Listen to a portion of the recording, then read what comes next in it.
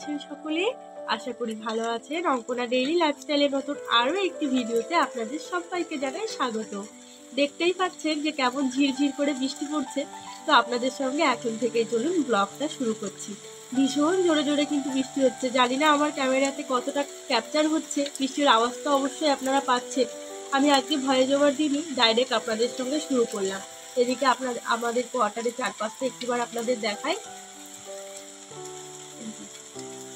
সামনে rail line, আর তার সামনে জঙ্গল আর জঙ্গল, তাল গাছের ভরা রাস্তা, আর এটা হচ্ছে আমার ঘরের সামনেটা। এই বৃষ্টির মধ্যেও দেখুন ওই দিদিভাই মর্নিং ওয়াক করা বন্ধ করছে না।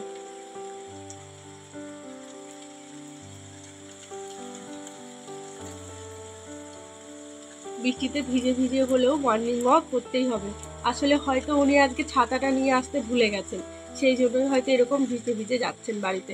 মানুষটার আজকে ঠান্ডা লাগবে, তবে উনি পেশায় একজন ডাক্তার, সতর্কতাও অবশ্যই আছে। চলুন তবে আপনাদের সাথে নিয়ে এখন থেকে দিনের শুরুটা করি। আমার গাছগুলোর ভালো হলো জানেন, একটু জল পেলো। এদিকে সমস্ত গাছগুলো বেশ বড় হয়ে যাচ্ছে। কিছুদিন আগে এই যে গাছগুলো লাগিয়েছি, এই যে কাঞ্চন গাছটা হয়েছে বেশি দিন না, এই 1.5 মাসখানি হয়েছে গাছটাকে লাগিয়েছি। বীজ ফেলে দিয়েছিলাম, তার থেকেই গাছটা হয়েছে। দেখুন কি সুন্দর হয়েছে। এদিকে জবা গাছটাও বেশ বেড়ে উঠেছে। চলুন তবে এখন থেকে শুরু করি। ঝমঝম করে বৃষ্টি তো পড়ছে, কিন্তু কাজের তো রেহাই নেই, কাজ তো করতেই হবে। রান্না বান্না রয়েছে, পুজোও করতে হবে। সময় এখন 7:30। আপনাদের সঙ্গে শুরু করছি এখন। কে বেচারা বৃষ্টিতে আটকে পড়েছে, দেখুন এখানে এসে দাঁড়িয়ে আছে। বৃষ্টিতে না নামতে পারছে না যেতে পারছে। আজ আর আমি বাইরে বেরোতে পারলাম না ফুল তোলার জন্য, সেই জন্য ঘরের ভেতরে দাঁড়িয়ে দাঁড়িয়ে জানলা দিয়ে যে কটা ফুল নিতে পারবো সেই কটা ফুলই ঠাকুরের চরণে দিয়ে দেবো। বাবারে আয়রে, ডালগুলো দূরে রয়েছে, অনেকটা দূরে। যাই হোক হাত দিয়ে টেনে হেঁচড়ে যতটুকু পারলাম, যে কটা ফুল পেরেছি, এই যে এই কটা ফুল মতন পেয়েছি, এইগুলো দিয়ে ঠাকুরকে দিয়ে দেবো। কারণ বাইরে একদম যাওয়া যাবে না, ভীষণ বৃষ্টি, আর আমার যেহেতু ঠান্ডার ধাত আছে, একেবারে যাওয়া যাবে না। চলুন তাড়াতাড়ি করে পুজোটা এবার করে নিই। তার কারণ হচ্ছে একটু পরে তো আবার তাড়াহুড়া করে রান্নাবান্না সমস্ত কিছু করতে হবে। সমস্ত কিছু গুছিয়ে রেখে আবার আদিত্যকে নিয়ে যাব স্কুলে, জানেন। আগে ভক্তি ঘরে ভালোভাবে ঠাকুরকে প্রণাম করে ফুল পাতা দিয়ে তারপরেই যাব হচ্ছে রান্নাবান্না করতে। প্রত্যেক দিনকার ওই একটা অভ্যাস যে সকালবেলা আগে ভগবানকে খেতে দেব, ভগবানের চরণে দুটো ফুল দেব, তারপরেই যাব নিজের কাজকর্ম করতে। সেই জন্য সকাল সকাল করে পুজোটা দিয়ে নিলাম।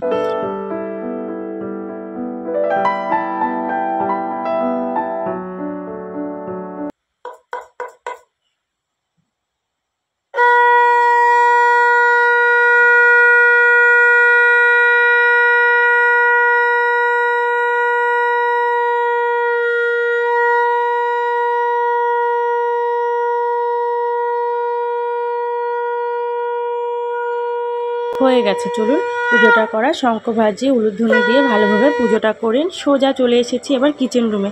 ঝটপট করে রান্নাটা বসাতে হবে তো, এই জন্য বসিয়ে দিলাম ওদিকে ভাত, আর এদিকে বসাবো আজ আবার একটু করব মাছের ঝাল। জানেন অনেক দিন ধরে মাছ আমাদের তো ঘরে আনা হয় না, সেটা আপনারা মোটামুটি যারা দেখেন তারা জানেন যে আজ ভেবেছি একটু মাছের কাচকি মাছ যেটাকে বলে, অনেকে আবার আমোদি মাছও বলে, তো এটাকে আমরা বলি আমোদি মাছ। কে কী নামে জানেন সেটা আমি জানি না। তো যাই হোক মাছটাকে একটুখানি ভালো করে নুন হলুদ মাখিয়ে তারপরে ওটাকে ভেজে নেব। এই মাছে আবার লবণের পরিমাণটা একটু কম দিতে হয় জানেন, কারণ এই মাছে নাকি একটু সামুদ্রিক মাছ তো একটু লবণাক্ত মাছই, সেই জন্য একটু নুনের পরিমাণটা কম দিয়ে ভালো করে মেখে নেব নুন হলুদ দিয়ে। আর এদিকে মশলা সমস্ত কিছু গুছিয়ে রেখেছি, পেঁয়াজ কেটে রেখেছি, যত রকমের মশলা যা লাগে সমস্তটা গুছিয়ে রেখে কড়াইতে তেল দিয়ে ভালো করে গরম করে এদিকে এই যে মাছটাকে এখন ভেজে নেব। ও আর হ্যাঁ, আপনাদেরকে একটা কথা না বললেই নয়, ভিডিও ঠিক মতন আমি করতেই পারছি না, তার একটাই কারণ, আছি এখন শ্বশুরবাড়িতে। আর হচ্ছে আমার মানে শ্বশুরমশাই যেহেতু গত হয়েছেন, সেই কারণে কিন্তু ভিডিও একদমই আমি করতে পারছি না। তো এই ভিডিওটা ছিল হচ্ছে আমার কোয়ার্টারে থাকাকালীন আমি করে রেখেছিলাম, ভিডিও এডিটিংও করতে পেরেছিলাম না, কারণ হঠাৎই আমাদের যেহেতু এই জায়গাতে চলে আসতে হয়েছিল, সেই জন্য কিন্তু তেমন কিচ্ছু আমি করতে পারিনি। যাই হোক তার মধ্যে দিয়েও চেষ্টা করছি 2-1 দিন ভিডিও আপলোড দেওয়ার। আর চলুন এবার মাছগুলোকে ভাজতে ভাজতে মশলাটাও করে নিই। এদিকে আটাটাকেও শিলে ভালো করে পেস্ট করে নেব, সঙ্গে দেবো একটুখানি রসুন। জিরেগুলো ধনেগুলো তো কেনাই আছে, সেই জন্য জিরে বাটার ঝামেলা থেকে মুক্তি পেয়েছে। ভালো করে রসুনগুলোকেও এখন পেস্ট করে নেব।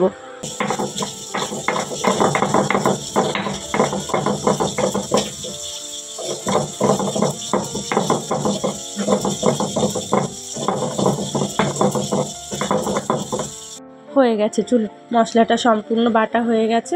ওদিকে কাঁচা লঙ্কা, টমেটো কুচি সমস্তটা কেটে নিয়েছি। এখন শুধু দাঁড়িয়ে দাঁড়িয়ে রান্নাটা করতে হবে। মাছগুলোকেও ভালো করে মুচমুচে করে ভেজে নিয়েছি। একটুখানি বেশি করে কড়া করে ভাজলে কি হয়, মাছটা খেতে ভালো লাগে। আর তাছাড়া আমার ছেলে জানেন তো, এই ভাজা মাছটা খেতে ভীষণ ভালোবাসে। একটু যদি কাঁটাগুলো ভালো করে মুচমুচে ভাজায় তাহলে ওর খেতে তো অসুবিধা হয় না। সেই জন্য ভালো করে সময় দিয়ে একটুখানি মিডিয়াম আঁচে ভালোভাবে ভেজে নিলাম। এবার চলুন, হয়ে গেছে মাছগুলোকে ভাজা, দিয়ে দিলাম পেঁয়াজ কুচিটাও ভালো করে নরম হওয়া পর্যন্ত ভালো করে ভেজে নেব। লাল লাল করার দরকার নেই, তবে একটু সময় দিয়ে পেঁয়াজটাকে ভাজতে হবে। আর হ্যাঁ, ফোড়নে দিয়েছিলাম কালো জিরে, একটু নুন দিয়ে দিলাম। নুনটা দিলে পেঁয়াজটা কিন্তু তাড়াতাড়ি করে নরম হয়। একটু নুন হলুদ সমস্ত কিছু দিয়ে ভালো করে আগে এবার ভাজতে হবে। একটু নুনটা দিলে তাড়াতাড়ি করে পেঁয়াজটা যেহেতু নরম হয়, সেই জন্য দিয়ে দিলাম নুনটা। চলুন ভালো করে পেঁয়াজটাকে এবার ভেজে নিই।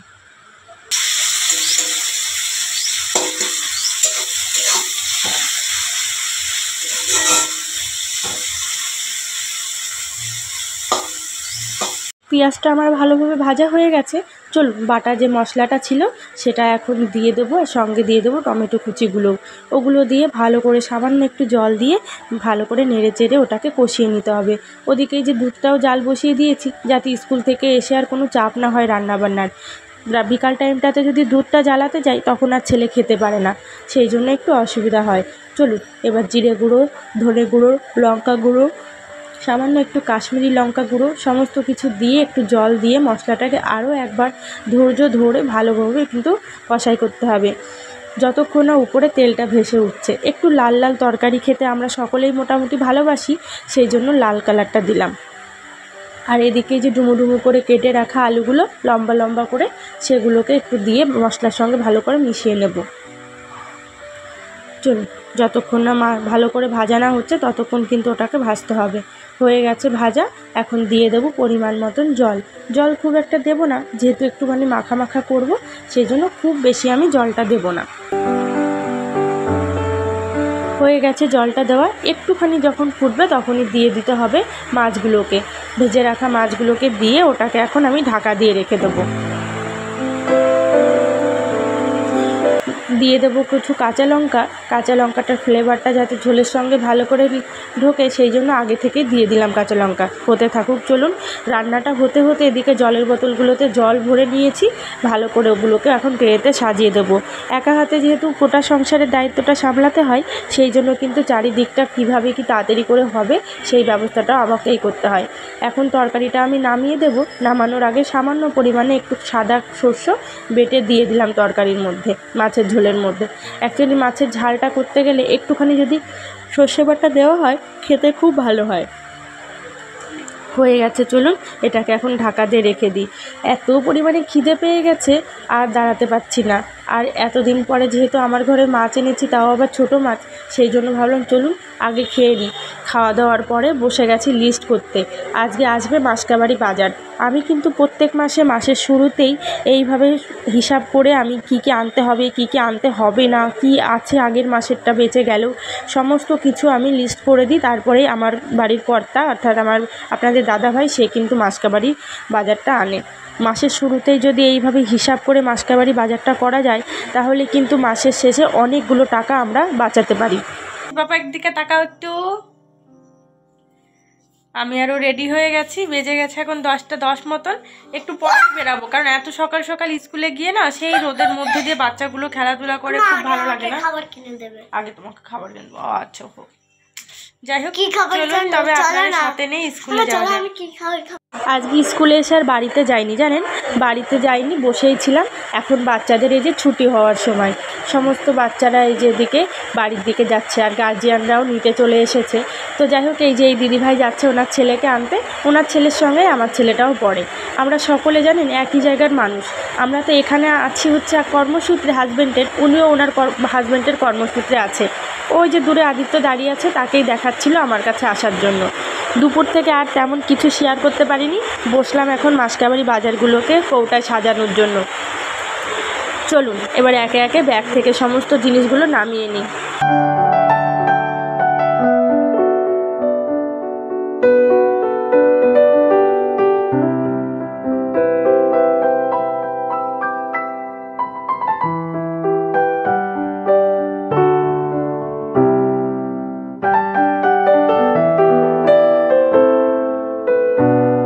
এই যে এই হচ্ছে আমার মাসকাবাড়ি বাজার, দেখেছেন কত কিছু এনেছে। আমি অনেক কিছু লিখিনি, তারপরে ও মনে করে করে সমস্তটা লিখে নিয়ে এসেছে, মানে কিনে নিয়ে এসেছে লেখার বাইরে গিয়েও। তার কারণ ও ভেবেছে আমি হয়তো লিখতে ভুলে গেছি, কিন্তু না, লিখতে আমি ভুলিনি। আমি তো হিসাব করে সেটা লিখে দিয়েছি যেটা আনতে হবে না, কিন্তু ও ভেবেছে আমি যেহেতু লিখিনি তবুও দায়িত্ব সহকারে সেটা নিয়ে এসেছে। চলুন, আগামী মাসের জন্য এটা আমার থেকে যাবে, পরের মাসে সেটা আমার কাজে লেগে যাবে।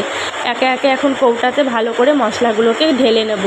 আটা এখন আমি আর খুব বেশি আনি না, যেহেতু এখন আমাদের চালের খরচটা একটু বেশি মানে আটার খরচটা অনেকটাই আমাদের কমে গেছে।